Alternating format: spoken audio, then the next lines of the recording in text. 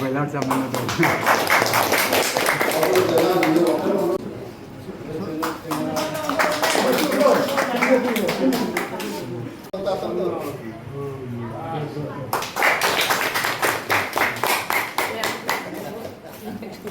Daisda lingkhatpiriba oja lai guru khudingmakpu amadi loina loinana mangda tinbiriba miyam khudingmakpu ikai khunaba ucchari aigi ming Yaifabi Chanu aihak ningthem khun manik lekai dagini aigi apokpagi ming Heroism Jiten Kumar Singha amasung apokpagi mingna Heroism Obi Chandralekha Devi ahanbada aina haijanibadi ngasi asumna aina mayamgi mangda mai chauna mai pakna lepa ngamjabase aigi ima ipa marimata iche ibung amadi oja singgi makoina yamna chauna pibikhiba encouragement adugi makha ponani aduga makha tabadasu lakadoriba examination kayada ngasi mai pakliba asidagi henna chauna mai pakpa ngamjage haina haijai aduga ngasi Lakhipur Khuman Club na aibu asumna kobiraklaga felicitate tobibase sigidamakta hanna thagatpa phongdukjari matang asida lisinjare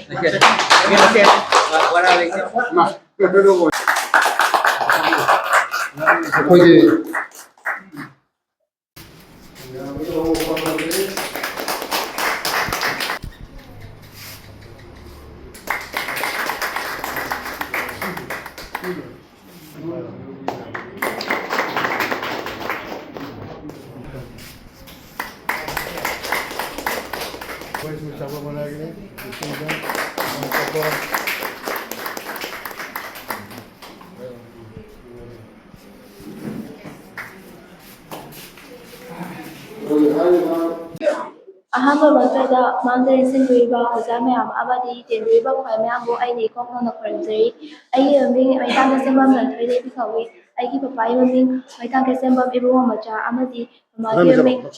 maitang sembam ongbi khambiton debi khawi ai pension English Higher Secondary School legi first division amal letter akum amadi 79% ta pass tawjari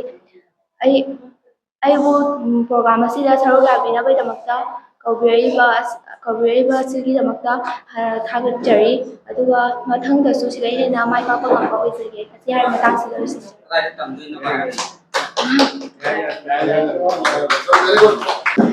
ahamada maya puna mopu khuramjari aigi ming gurumayum anjali mishra kawi aigi pabugi ming gurumayum gorogopal mishra kawi mamagi mingna gurumayum anita mishra kawi ai handak Emmanuel English Higher Secondary School dagi 12 pass first division da 12 pass tarai ai handak 70% da first division pass tarai mayam asiga dosanjarage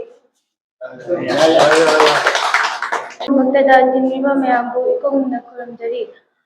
aigi ming Thiam Renuka Devi kawi aigi apokpagi mingna Thiam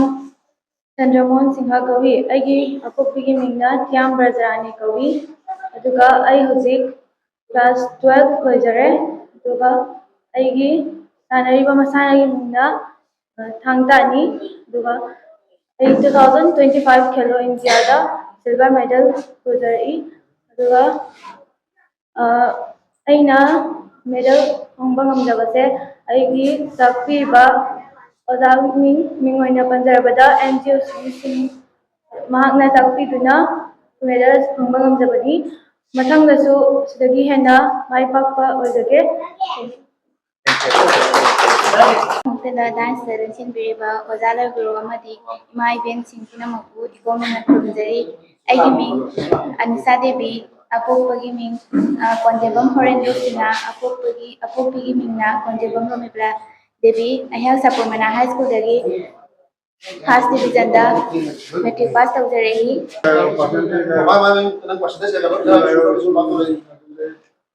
69% first division pass तौजरई मनपुरी history letter लौजरई अहमद दाय चलकर ओजा गुरु मांग चलबीब इनाउसिंग कोकना खुरमजरी मींग के सनरिक चनु कौई अपोपी मींग के इंद्रानी देवी अपोपी मींग के school Chandra Singh north east academy class 10 first division pass तौरी परसेंटेज 62.83 यौजबने लेटरबुदी यौद्रे अदो नेहरू कॉलेज की admission तौकी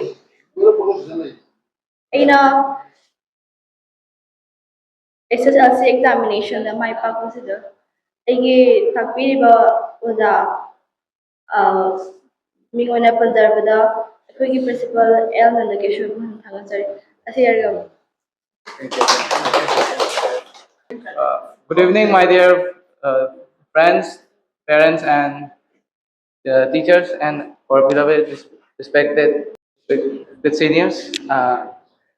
Today I'm here welcome for my metric exam. I have passed in first division, 2 letters with 69%, and my name is Yuvraj Kontuzam. I studied from St. Vincent Higher Secondary School. My father's name is Kontuzam Rajesh Singha, and my mother's name is Kontuzam Romita Devi. That's all. Mình Luang Anda Kawi. I class 10 pasat Manual School day hoigi. Manual School day hoigi. Apoi Pawai maming na Narendram Sir Chandra Singha. Aduga mamai maming na Ranjita Devi. I Manual School day pasat hoigi. Distinction da 87% da. Those are like Ranjay ma'am, I maming the Chumbam I Babai maming El Robindo Singa, Mamai maming Elizabeth Devi. And the SSLC exam, the 77% from the pass of the rate. Good evening, everyone present here, respected teachers, elders, and my dear mates. I am Yasabi Devi. My father's name is P. Sankar Singha and my mother's name is P. Ranjita Devi.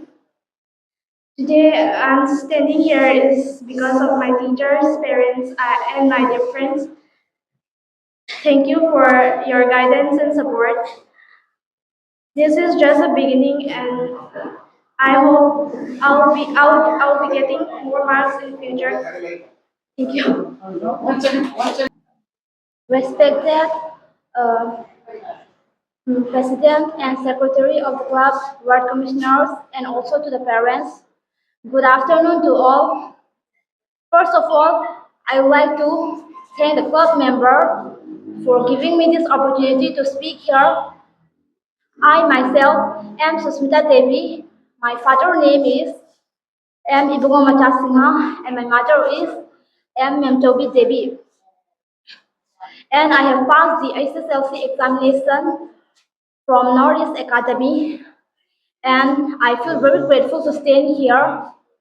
and give this speech, and after securing the first division.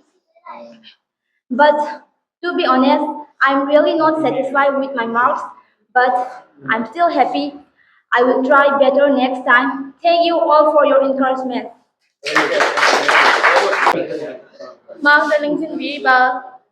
Ikai khunarabada matik charaba ojalai guru amasung aigi marumbangsing as the parents aigi ming H Malamganti Chanu aibu pokpa Harmam Lalit Kumar Singha aigi palemapokpigi mingna Harmbam Ibemcha Devi ꯑꯩ ꯏꯁꯥꯃꯛ ꯁꯕꯔꯃꯅꯥ ꯍꯥꯏ ꯁ꯭ꯀꯨꯜꯗꯒꯤ first ꯗꯤꯕꯤꯖꯟꯗꯒꯤ SSLC examination pass ꯇꯧꯖꯈꯤꯕꯅꯤ percentage 66.1 ꯑꯩ ꯍꯥꯏꯕꯗꯤ ꯑꯦꯛꯖꯥꯝꯁꯤꯒ ꯌꯥꯝꯅ ꯃꯥꯏ ꯑꯣꯟꯁꯤꯟꯕ ꯉꯝꯈꯤꯗꯦ ꯃꯔꯝꯗꯤ ꯑꯩ ꯁꯥꯟꯅ ꯈꯣꯠꯅꯕ ꯆꯠꯄꯅ ꯃꯔꯝ ꯑꯣꯏꯔꯒ ꯍꯥꯏꯗꯤ ꯊꯕꯛ ꯑꯅꯤ ꯇꯧꯕꯗ ꯑꯃꯗ ꯅꯠꯇ꯭ꯔꯒ ꯑꯃꯗꯗꯤ ꯃꯥꯏ ꯑꯣꯟꯁꯤꯟꯕ ꯊꯣꯛꯄꯅꯤꯅ ꯃꯔꯝ ꯑꯣꯏꯔꯒ ꯑꯩ ꯏꯁꯥꯃꯛ ꯁ꯭ꯄꯣꯔꯠꯃꯦꯟꯁꯤꯞꯅꯤꯅ ꯑꯩ ꯏꯁꯥꯒꯤ ꯁ꯭ꯄꯣꯔꯠꯇ ꯃꯥꯏ ꯑꯣꯟꯁꯤꯟꯖꯩ ꯑꯗꯨꯕꯨ ꯑꯩ ꯌꯥꯝ ꯁꯥꯔꯇꯤꯐꯤꯀꯦꯁꯟ ꯍꯣꯅꯔ ꯑꯣꯏꯗꯦ ꯑꯩꯒꯤ ꯃꯥꯔꯛꯁꯤꯒ ꯑꯗꯨꯁꯨ ꯑꯥꯏ M steel happy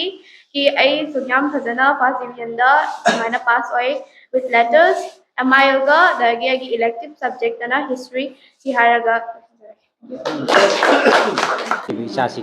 like like तब खंगे खतंग पनबीरू इचासिंगा लाइक तंबददी ममा मपा अयामदि अवाबा थेंगनरीबा ngатani ado अखोइना जुमदा लैरगा अनांगसिंग लाइक तापीबदि खुदोंचाबसे मौम चागिदे हाइबदि मपाना महिंदा जुमदा लैतबनिना अखोइना जुमदा लैदना लाइक तौबगी मतांगसे मौम चादबनिना अखोइ कोलापुरदा लैरगा अनांगसे ट्यूशन मिशन लौथोꯛꯁꯤꯡꯗꯣ खुदोंचाब खरा हेली हादना कोलापुरदा ओइना लैखि अखोइ अदो अनांगसिंगदा अखोइना हाइजनिंगबदि अनांग ओजासिंगना लाइक ताकपा मतमदा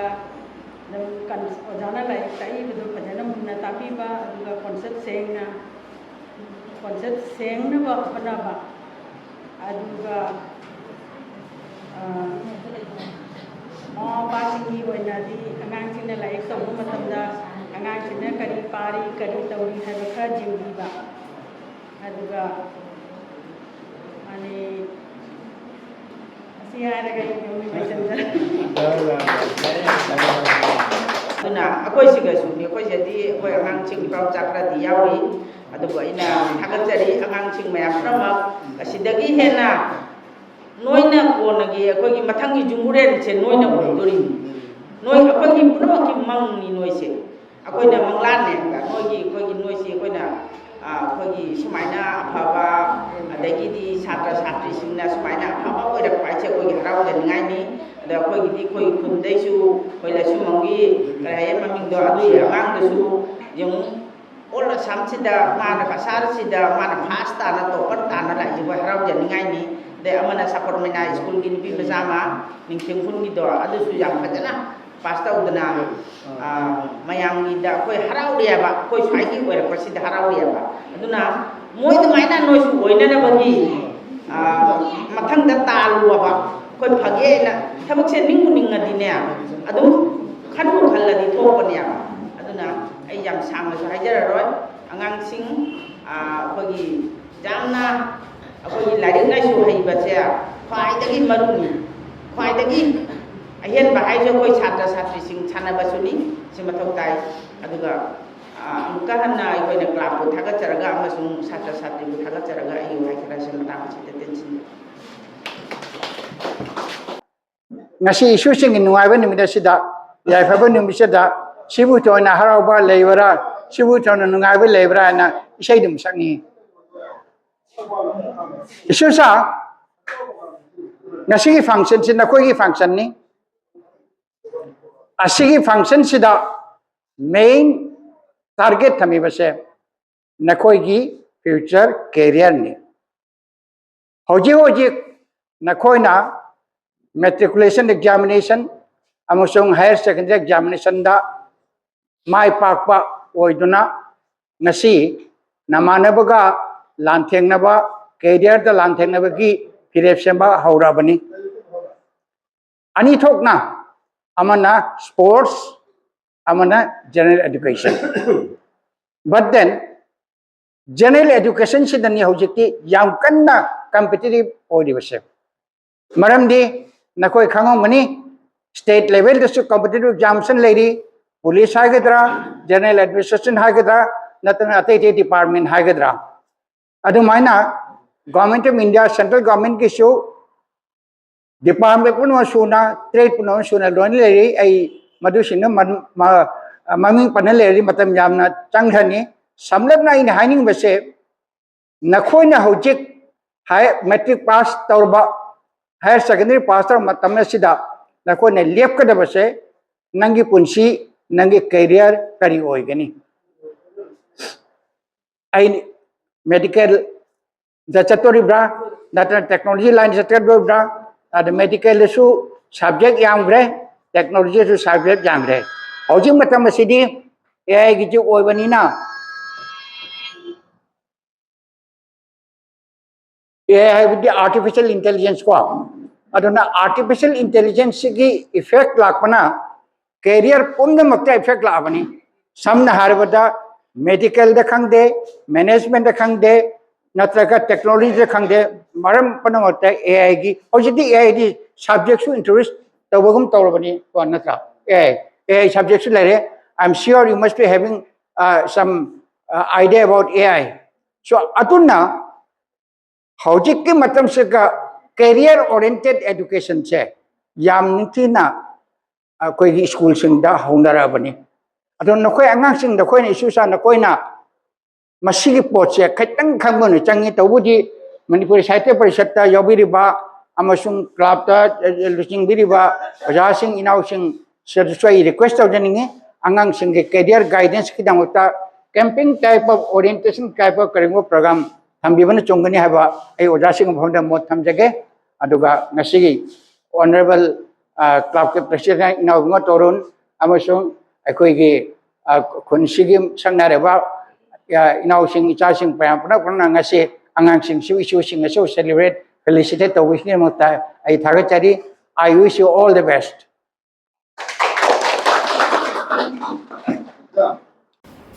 ngasi iramdam mereka sigi nubi macha amadi nipa macha singna rijal fajar lauduna lagiba si isa gi mingchat amadi ima ipa gi su mingchat natina gi su mingchat loina khun sigi amadi ekoi gi Assam state sigi boiba mingchat amani Maramaduna matam punmakta sanaroi oirabasu satra satri bu oirabasu akoina leiba mafam asi asamnina asamgi manunda topper oina chapa adumba ngamna bahona bataba haibade asamdagi michat lekhiba targade hay sanaroi singsichu India da maming chalakani India da maming chattara de amuk India ki mapanda pumnama ngasi sanaroi di maramda ngasi Manipur state na Manipur gi damakta thawaya chang jamu sanai Assam da leiba maite macha sing nasu Assam state ki ni khal ga maite macha ma orga su ako Assam da leibani na Assam state ki ni khal ga ko na Assam gi michat leina bahaduna sanbata aduna hoji matric पति pass तब है फजना higher secondary से पास तब है BA दसु फजना पास तब line तब की बस सिग्नल लाइन तब है अदुगा मतंग पास तब का चक्र का लेहोरी बन हारोल हाय बदे ममांग चत्तर हुजिक मसाज भाग रे एवाडस्ता लारी खाई बसिंग पीने बसिंग हेले अदो निपा मचा सिंसु नखोगी मतंग थोंग सिंगना लारी खाई की बा नतका हेवदवा यावरसु अहिबा सिंगदुगी मतुंग इल्लगा चन्नबा तवगदबनी हैदबा सिंगदुगी मतुंग इन्न चत तारगदि नोसु लमी लमखाम द मांग लेवता मयाम पुनमना गुइरी बनी लखीपुर खमंदा एको कया प्रोग्रेस कोरे कोदि हाबदु मरमदुला याद मकई ममा पाव बसिंगसु खुजासी अगर क्रांति खाते मामा रामा जी खाते इबा मचासिना लंबी सरोता अनडिसिप्लिन दा लेरपा और पुतलो तो अगर ना मामा पापा पेरेस का सन्ना अगर ना गाइड करे बिबन पीर गदे आय बदे अनांग सिंह सिसु डिसिप्लिन अमगे मखादा लेरकदा है न खजे मरबाद रही जामना साने सुहाजे रहो याद मकई नको पुन मकु आइना इसोगी खुयादा थोली जरे मतम लेबा खिबिता हौजिक फंगलिबा नकोदा फंगलिबा मार्कशीट सिदगी अमुक हेना यामना फंगनबा नकोदा जोलो गनना मतम पुन मकई इसोगी खुयादा नको पुन मकई दमता याकपत थौजरी हाइबसिमा थमजरगे लोचिंजरे ꯑꯩꯅ ꯍꯥꯏꯅꯤꯡꯕꯗꯤ ꯑꯉꯥꯡꯁꯤꯡꯒꯤ ꯍꯧꯖꯤꯛ ꯀꯦꯔꯤꯌꯔ ꯁꯦ ꯌꯥꯝꯅ ꯍꯥꯟꯅꯗꯒꯤꯗꯤ ꯌꯥꯝꯅ ꯍꯧꯖꯤꯛ ꯑꯩꯈꯣꯏꯒꯤ ꯑꯣꯖꯥ ꯇꯥꯗꯣꯔꯁꯨ ꯍꯥꯏꯕꯤꯈ꯭ꯔꯦ ꯄ꯭ꯔꯦꯁꯤꯗꯦꯟꯅ ꯍꯥꯟꯅ ꯁꯦꯀꯦꯟ ꯗꯤꯕꯤꯖꯟ ꯑꯃ ꯄꯥꯁ ꯇꯧꯕꯗ ꯌꯥꯝꯅ ꯋꯥꯏ ꯍꯥꯏꯕꯁꯦ ꯑꯁꯤ ꯑꯆꯨꯝꯕꯅꯤ ꯍꯧꯖꯤꯛ ꯐꯥꯔꯁ ꯗꯤꯕꯤꯖꯟ ꯑꯣꯏꯅ ꯉꯁꯤ ꯑꯉꯥꯡꯁꯤꯡ ꯑꯩꯈꯣꯏꯅ ꯄꯨꯔꯛꯏꯕ ꯃꯌꯥꯝꯁꯦ ꯌꯥꯝꯅ ꯊꯥꯒꯠꯅꯤꯡꯉꯥꯏꯅꯤ ꯑꯗꯨꯒ ꯑꯁꯤ ꯍꯧꯖꯤꯛ ꯁꯥꯔꯚꯤꯁꯀꯤ ꯃꯇꯥꯡ ꯌꯧꯔꯛꯄ ꯃꯇꯝꯁꯤ ꯀꯦꯔꯤꯌꯔ ꯍꯥꯏꯕꯗꯤ ꯑꯩꯒꯤ ꯀꯦꯔꯤꯌꯔ ꯌꯥꯎꯗꯅ ꯁꯥꯔꯚꯤꯁ ꯐꯪꯕ ꯋꯥꯏꯑꯦꯕ एजुकेशन हाइबसे जाउदना एजुकेशन की कंपटीशन से state level district level all India level थबक अमा ताउपता थबक अमा तान एनडीए खंगे आईएमए खंगे या एनी रेलवे इंजीनियर खंग या सर्विस हाई लेवल लाक मतलब कंपटीशन ऑल इंडिया कंपटीशन है अदो असिगा फर्स्ट डिवीजन पास होइरे ना खन तुमिना लेथोखबदी तुंगी लमिदा अमुक माई पाको वानी अदुना ngasi फर्स्ट डिवीजन लौरिबा अंगांसिंग नखोइबो इन हन्ना हना थागलै मतोंगा अमुक असी से अमुक हेनबा असीगी लंबिदा माई चाखनबा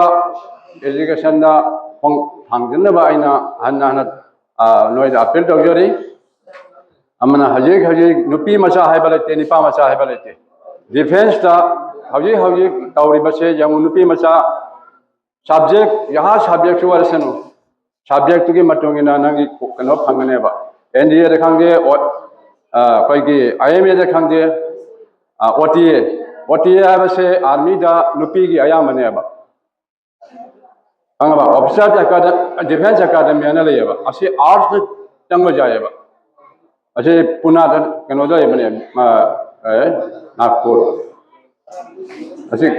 मसीगी जो से महाराष्ट्र कनो रमदनी केरला रमदनी असी से नोइसु नुपी मचा सिंग हजिक रिजल्ट फजबा अंगांग सिंग नोइसु हजिक ट्राई तौरबदी सोइदना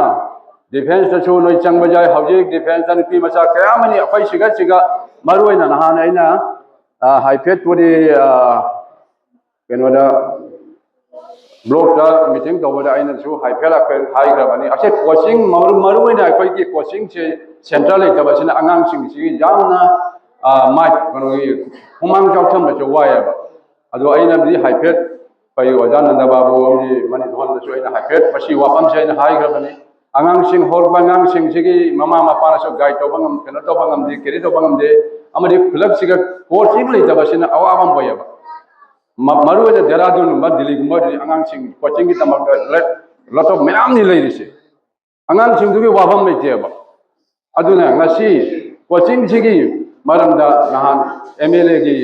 माइगेदसु खंगन खरबनी असी कोचिंग से मानसु हाइरमनी असी कोचिंग से